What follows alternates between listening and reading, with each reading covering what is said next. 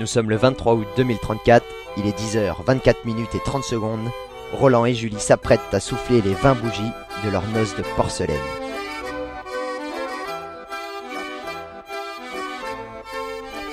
Au cours de ces 20 années, leur complicité n'a cessé de s'accroître, s'attachant aux petites choses de la vie qui font les belles histoires d'amour. Julie aime Roland quand ils se brossent les dents tous les deux devant la glace en chantant du Jodassin. Quand Roland démonte son fusil, aligne les pièces soigneusement, le nettoie,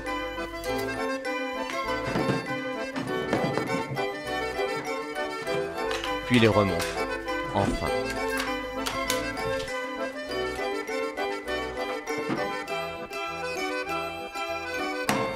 Roland aime Julie quand il l'entend se plaindre devant la glace de ses cheveux durs à coiffer,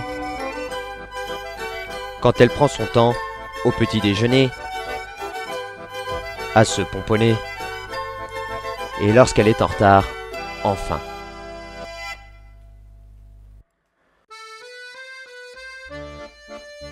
Après un énième déménagement, le couple retrouve Saint-Hilaire. Comme dans le rêve de Roland, leur nouvelle maison est en chêne, car Roland, on le sait, aime le bois.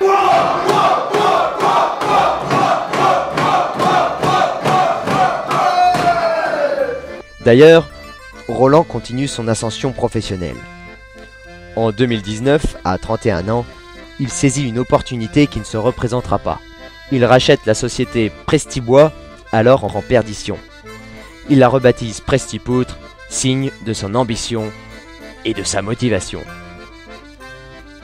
En 2020, il s'inspire de la poutre en I pour développer un concept novateur, la poutre en G. En 2022, au vu du succès de la poutre en G, qui devient dès lors l'activité phare de Prestipoutre, Roland brevette son concept et s'intéresse à l'export.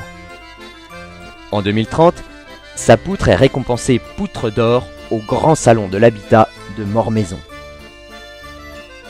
Aujourd'hui, Roland est un grand businessman. Au même moment, en 2019, Julie ouvre son propre cabinet d'infirmière libérale rue du Turlepool, entre la maison de Madame Bretodeau, qui elle-même a 5 enfants, et la boucherie du quartier au Petit Boudin, médaille au concours de fraissure cantonale de 1982. Les débuts, comme tout nouveau cabinet, sont un peu timides. C'est jusqu'en 2021 que sa banquière, Madame Terrien, garde un œil attentif et vigilant sur la comptabilité et les résultats financiers du cabinet. À partir de 2022, son attachement à ses patients, sa gentillesse et ses compétences médicales accroissent la notoriété du cabinet. Les patients affluent, toujours plus nombreux. En 2031, l'affaire, victime de son succès, se voit obligée de s'agrandir et s'associe avec la boucherie voisine où auront lieu les opérations chirurgicales. Aujourd'hui, Julie gère toutes les amputations de la région Pays de la Loire et les QDJAT des Deux-Sèvres.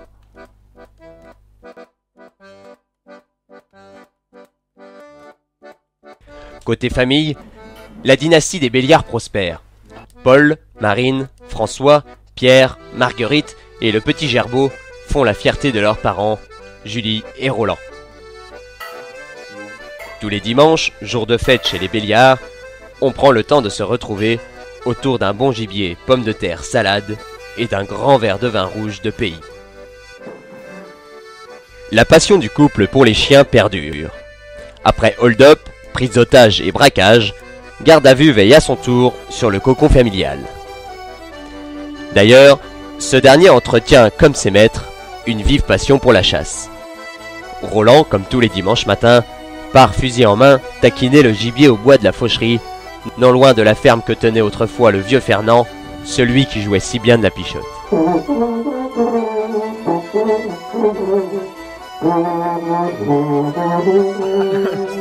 Pendant ce temps, la chasse de Julie, dite bassette, bassinette ou bachi, se fait paisiblement, manette en main, dans son canapé.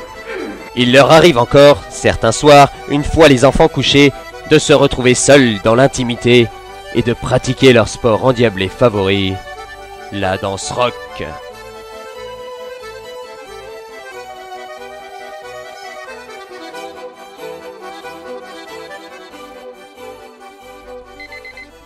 Salut, vous êtes bien sur MMFM Radio, 100% musique française. Nous sommes le 23 août 2014. Il est maintenant 7h30. On enchaîne tout de suite avec un gros classique de la chanson française, Maréchal. Nous voilà, interprété par le sulfureux Clément Martial. MFM Radio, c'est aussi 100% musique française. 30 minutes de musique non-stop et ça démarre. J'ai fait un de ces rêves. C'était quoi? On va se marier.